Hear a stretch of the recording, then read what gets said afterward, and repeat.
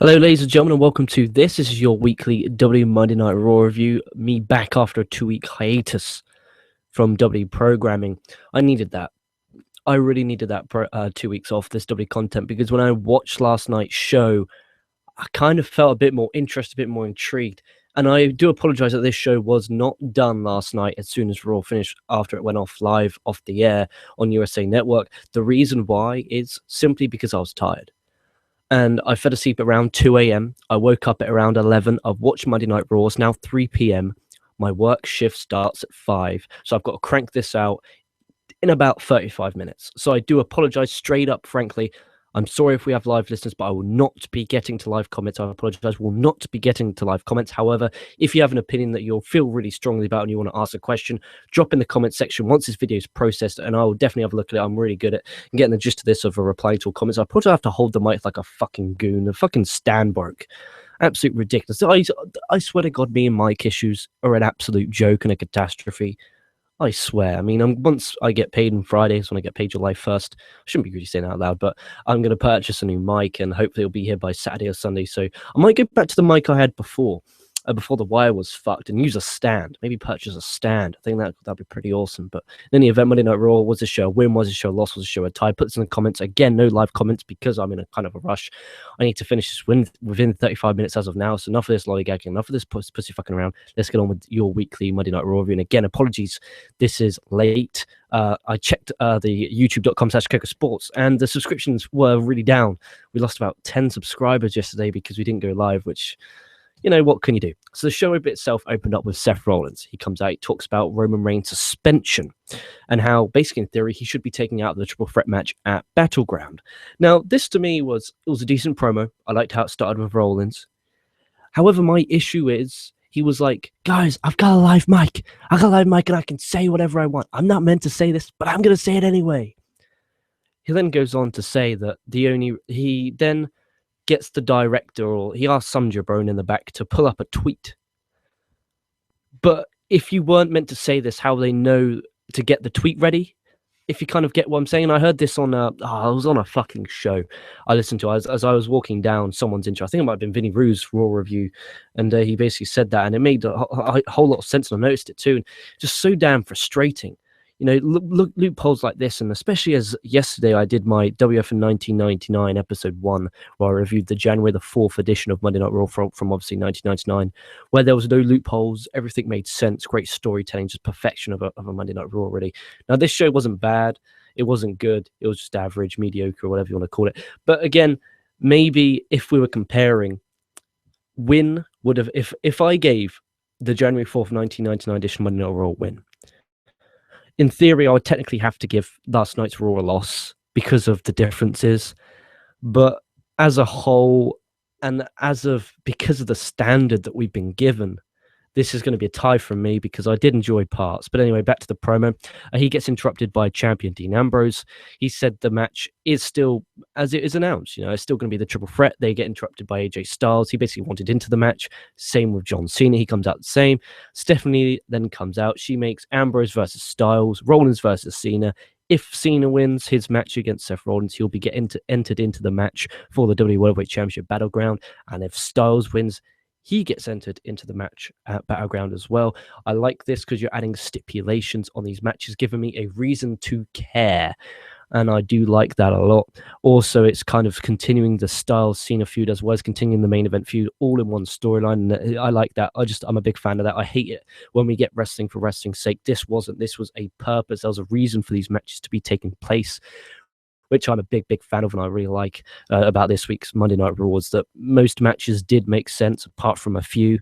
But for the most part, it was decent. Decent opening segment, not too bad, better than what we normally get. Also, did you notice how Stephanie called it the WWE Championship?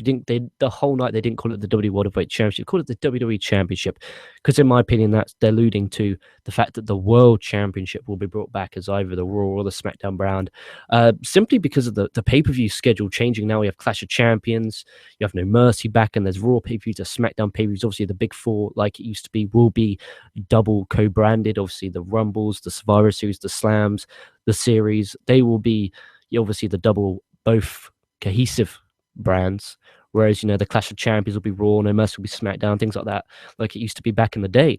And I think that's great because then you're going to give pay-per-view time to people who wouldn't normally get it. I'm just a fan of that. Then we had Sasha Banks and Paige, her teaming up to face Charlotte and Dana Brooke.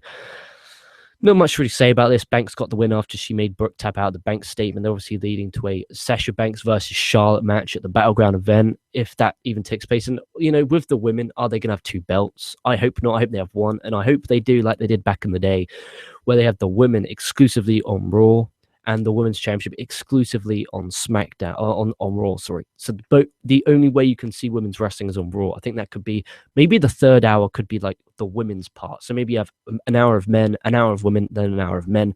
Maybe try that out for a few weeks. If the ratings come back and they say that hour doesn't draw, scrap it and just have them randomly throughout the show. But maybe a women's hour could be pretty handy, to be honest. Or you could go with the NXT route, where you have NXT 8 to 9 and then 9 to 11 be Monday Night Raw. But then again, you have the network where you want NXT to draw, because NXT is a big driver in subscriptions. But there's an easy way to do that. Instead of having takeovers once every 3 months, once every 4, once every 2 months, have an NXT takeover once every month. And then have NXT before Raw. Okay, that way you're getting out the Full Sail fucking University, because I can't stand that place. And then, fuck it. You could have the Full Sail University hold the takeovers, okay? Then that way you're getting these guys, these talents that are on NXT in front of a live audience. Because quite frankly, they're a stage audience, because they're going to react how they're going to react when they come out. If you're an indie guy, you're going to get a big pop. If you're not, you're going to get booed. Whereas this is more of a casual audience. And it's not fair. People like Adam Rose, if Adam Rose came out in NXT was before Raw, he would have got nothing. He would have got no reaction. So he would have thought, okay, this doesn't work. Let me change my gimmick. However, when they did it in NXT at the Full Sail University, he did it. It got over. But because the casual viewers just don't give a fuck about it, it didn't get over. And I think that's one of the big problems. So that could be one way to resolve this third hour issue, because this is, again, another issue with Raw. It was just too damn long. And I watched it with no adverts. And by the way, guys, watching it with no adverts makes it so much more tolerable, so much more bearable, so much more respectable, instead of watching it at 1 a.m. in the morning till 4:15 a.m. in the morning. And I don't want to hype on this bandwagon, but losing subscribers because I fell asleep because I couldn't do the Raw reviews, I'm working. This isn't my job. I'm working, and to lose subscriptions because I'm a few hours late. If you think about it right now, I'm 11 hours late. Raw finished 11 hours ago. I'm 11 hours late, and we lost about 10 subscribers. I need to get off that because I'll get in trouble. Then had Titus O'Neil defeating Rusev. He won by countout. They did this awesome double clothesline, really nasty double clothesline, and then Titus threw Rusev and then got in the ring and won by countout. I like this. This is decent build. I'm actually intrigued, interested, and generally kind of excited for this Titus O'Neil Rusev feud for the United States Championship. Obviously, Titus O'Neil now have a win over the US champ, and because of WWE's rules and their bullshit logic, that entitles you to a United States Championship match for some strange and bizarre reason. But that's what I'm expecting at the Battleground event. The Battleground event itself, on paper, looking at it now after this Raw, actually looks decent. I mean, you got the main event with the triple threat. You then got Styles and Cena 2. Got this US Championship match. You got Kevin Owens and Sami Zayn for the last time, if they're not obviously on the same brand. And I can pretty much guarantee you now that they won't be on the same brand. Otherwise, they won't bid this as the final outing. And I think that's good. But the issue is, there's going to be future drafts, and them calling this the final outing, good for network buys. But in the long run, you are going to go back to this feud. I almost bet money that this feud will get back to sometime down the line. So that's really, really strange one for me.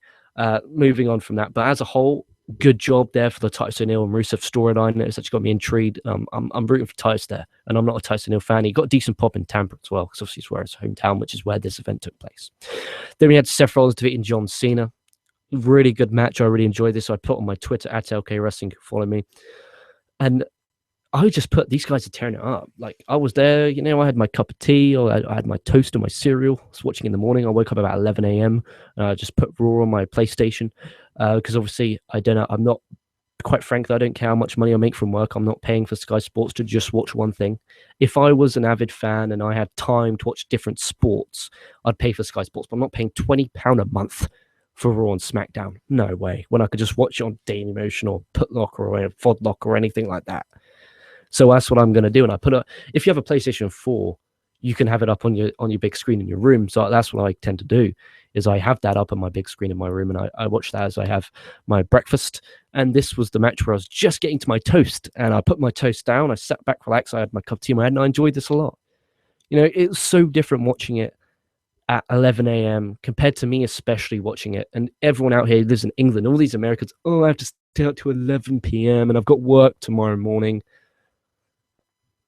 Come on, we're staying up till 4:15 a.m. to watch it live. Do you think that's fair that I have to? If I did the reviews usually go an hour to 2 hours for Monday Night Raw. I wouldn't get to bed until 6 a.m.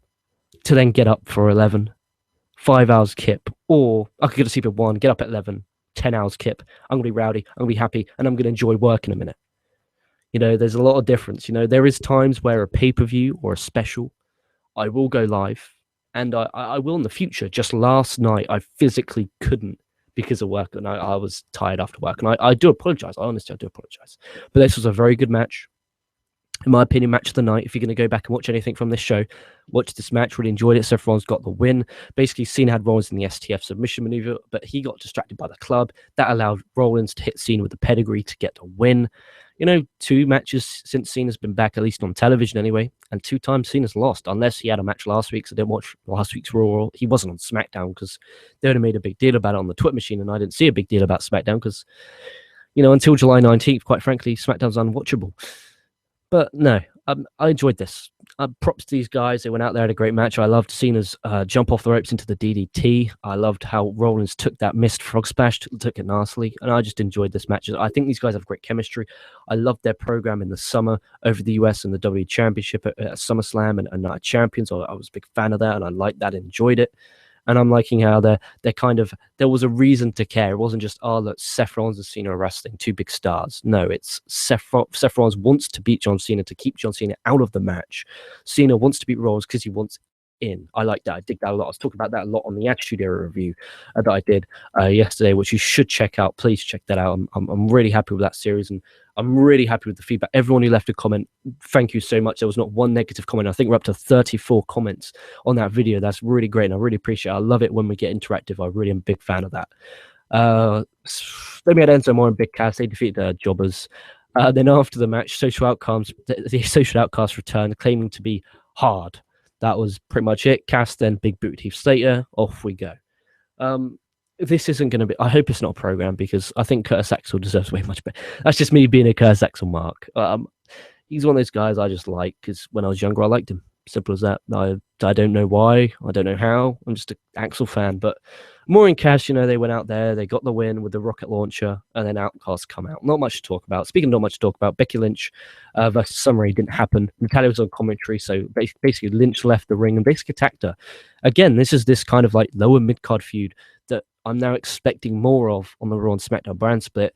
Becky Lynch and Natalia, I like this. I like how the women's division a bit more depth now, where we can have a championship feud go on, but at the same time have a lower match on the card go on. Maybe this could be a pre-show match at the upcoming, I think it's Battleground pay-per-view. I think that could be great. Speaking of great, but Kevin Owens and Sami Zayn, they were guests on Chris Jericho's highlight reel.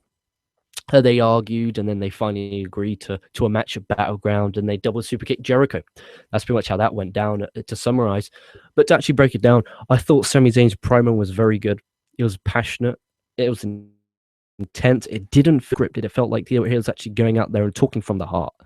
And Kevin Owens made a great point. It was basically saying, you know what? Out of all this you've been saying, how about boom, boom, boom, boom? You're the shit friend. And Jericho's like, yeah, he's making sense. And then at the end, Owens and Zayn both double kicking Jericho. You're kind of like, oh, they didn't touch, which is good. I like how they're not touching each other until Battleground. I'm pretty sure they're going to touch and get physical. But I want to pull apart. When was the last time we saw a pull apart? The last time was during this fucking Rusev Titus O'Neil feud. If this match didn't get given the death spot on the Money in the Bank event, I'd be really interested in that match because the build for it has actually been pretty damn decent, if I'm going to be frank with you. Then it had an IC championship match. Had Kane defeat the champion, The Miz, by disqualification, by count out, actually, because basically the match was made earlier in the night by Corporate Kane to make Miz defend his championship. Well, Corporate Kane and Stephanie were kind of bickering and being baboons, basically. And now Miz has a Intercontinental Championship match. We don't know against who. Demon Kane came out. I'm the only one who cares, so I'm the only one who marked out. I didn't really mark. I was just like, yes. And I was rooting for Kane to win this one. Maurice faked an injury during the match, so Miz basically helped her to the back, getting intentionally counted out, which obviously means Kane wins by DQ. Miz retains. Again, this is another feud that you wouldn't see if it wasn't for this upcoming brand split. You wouldn't see this because we've got so many lower card feuds. You got Toast Hill, Rusev, and that's not an insult. It's just a fact of life. So I was a bit. I'm gonna watch Impact, by the way, guys. Just to let you know, I'm gonna watch Impact tomorrow. I'm in the mood for some TNA. I missed it last week. I was pretty pissed off about that, but I'm working tonight. I got a 5 close, which could be 5 to about 11 to half 11, depends what time we got the kitchen shut down. And then after that, I'm gonna come home. I might film LK Bucks W episode 2. I might do that tomorrow morning. But I'm gonna watch Impact tomorrow when I wake up. That's what I'm gonna do. And I might do that from now on when I wake up, as long as I'm not working mornings, which I'm not. I'm going to wake up and I'm going to watch current shows. And then in the evenings, I'm going to watch old shows. And that's what I'm going to do. And I have watched Sunday Night Heat already. So that'll be the next episode of WF in 1999. That'll be episode 2. Guys, this series, I'm really getting hyped for this. You know, this WF in 99 got great feedback. On the road, great feedback. I'm really pumped for these new series. You know, I was just thought it's just getting dull. We're just not growing, because they're just doing review. Some people like that. Some people want alternatives and something different. No one does on the road. No one does this 1999 series. So I'm thinking it's different. It's alternative. Oh, how did I get from TNA to content? I have no freaking clue, but I'm enjoying myself here. It's been a long time since I've done a Raw review. It's been 2 weeks, and it's strange doing it at a respectable hour. I physically can't be cranky. I'm hyped. I'm in a good mood. And if you told me to do this review at 4:15 yesterday, I guarantee I would have buried this show. But I'm doing it now and I'm not burying it. So my advice to you is not watch live if you live in England. Don't watch it live. Watch it the next day on Daily Motion, Vodlocker, Putlocker. If you physically can't find it, hit me up, lkwrestlingviews@gmail.com, and I'll send you a link to it. I don't want you depressed over Raw. Life's too short to be depressed over Raw. As a whole, though, please, am I the only one? Am I losing my mind, losing my marbles here? But I want a commenter to say, am I losing my mind? Am I being too kind on this show? Because I'm giving it a strong tie. Because I actually think they made an effort. Effort was put into this show, and there's feuds that generally intrigue me. Becky Lynch and Natalia intrigues me. Kevin Owens, Sami Zayn intrigues me. AJ Cena intrigues me. This triple threat intrigues me. Kane and Miz, a lower mid-card feud we don't see, could intrigue me. Apollo Crews and Sheamus intrigues me. This Alberto Del Rio then turn on Sheamus intrigues me. You know, he got a decent reaction when he did hit that insecurity. Speaking of that, Apollo Crews and Cesaro defeated Sheamus and Bertie after basically Del Rio turned on Sheamus and attacked him, leaving him on his own. Crews then hit that spin-out, sit-down powerbomb to get the win, defeating Sheamus, continuing that feud. I don't know what this means. Maybe a 4-way at Battleground to determine the number one contender for the IC title. That could be interesting. Just to make the match mean something, or they could just go down the route of Apollo Crews versus Sheamus still and have Cesaro and Bertie have a match. I don't know, but I'm intrigued and looking forward to seeing where this goes.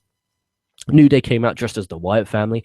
Now I've been pretty critical and pretty harsh on the New Day as a faction itself. I was kind of happy they did this. I thought it was kind of entertaining. It made me laugh. The Wyatts interrupted them, saying Xavier Woods was shook, and that the New Day would fall. And Xavier Woods' mannerisms are great. I'm on the fence. Again, New Day Wyatts is a feud I'm generally interested in. You got two of the pretty much the best factions in WWE, minus, you know, the Shield, who were in the main event, even though they're not actually a faction still, but I would kind of classify them as one because they're all together in the main event. But as a group, I'm interested in that. I don't like how the tag team champions are involved in a feud like this. Why couldn't you have had why couldn't you have had, the Club win those tag straps at the Money in the Bank event a couple of weeks ago, and then just had this 6-man tag, because you don't need the tag belts there. The tag belts aren't needed. The New Day, I keep stressing this, do not need those tag belts. And it's frustrating, but it was decent. And then in the main event, you had Dean Ambrose defeating AJ Styles in a good match. The match concluded when the Club tried to interfere, but they were stopped by Big Match John. Styles was distracted by this, allowing Ambrose to hit him with the Dirty Deeds to get the win. After the match, Seth Rollins pedigreed Ambrose twice, and the Club took out Cena on the stage with a magic killer, which was nasty. It did look nasty. Cena took that like an absolute man, and I will be getting to live comments as I do have a spare 8 minutes, so I'll be able to get some live comments. So I'm going to try and rack them up. I know it's a really strange time for me to be doing this Raw review. I know people are used to this being done live. And again, I do apologize that I haven't done it. I really, really am. I didn't intentionally fall asleep. It's what happens when you live in England. If I was in America and fell asleep, you have full right. But in the end of the day, I couldn't help the fact that I fell asleep. And that's a fact. And we have no live comments because everyone's fucking unsubscribed because I missed a Raw review. No, I joke. But as I have a few more minutes to just kick back and relax before I have to go to work, I'm kind of in WWE content right now, I was kind of happy that this happened. I thought in the long term, we've actually got some decent stories to be told. And I think the brand split is going to be good because we're going to see guys like Cesaro, Apollo Crews, Sheamus, Badger, who aren't really doing much in this main roster, who kind of get quote unquote lost in the shuffle. They can now excel in that mid card, actually be in the mid card and be the mid card instead of being that lower mid card who don't get any stories. They just rest each other week after week after week. And I think that could be a good upside to this brand split. There's obviously some downsides, but as a whole, I think it could be an upside. And I'm looking forward to actually seeing the draft and seeing who goes where. And it's intrigued me. Thank you so much for watching us live. If you're watching us live, there's no live comments because I'm doing this at such a strange time. However, if you do have a question, query, or comment, put that in the comment section. Also, make sure you check out all our great series going on right now on our channel. We have the WF99, we have On the Road, we have NXT reviews, Underground reviews, Ring of Honor reviews. We have a TNA review coming to, it's Tuesday today, so Wednesday. I'll do a TNA Impact Wrestling review. Also, I'll be doing an NXT review. I'll also try and do a SmackDown review main event. And then I'm also going to maybe talk about the G1 Climax coming up in a few weeks. That's going to be interesting. So the brackets and the blocks were revealed, and the locations and venues and dates were revealed yesterday at the New Japan show on New Japan World. Sign up there. Check out all our great links in the description box. We have links to merchandise. We have links to a Patreon gimmick that no one signed up for, and I'm not expecting anyone to sign up for another few months - years yet. We also have Punk. We have Punk and Cheese. You have Coco Plays. You've got so much great stuff in the description box. So if once this show's finished, check all those out. Make sure you leave a like. Make sure you leave a comment. Hit that subscribe button. Why you're not hitting that subscribe button right this second is a disgrace. And if you already have hit that subscribe button, give yourself a Barry Horowitz. And while you're there with a thumbs up, hit that thumbs up button. Thank you very much for watching this show. Stay safe, stay well, because there's a fucking crazy world out there. And I'll be catching your asses down the line.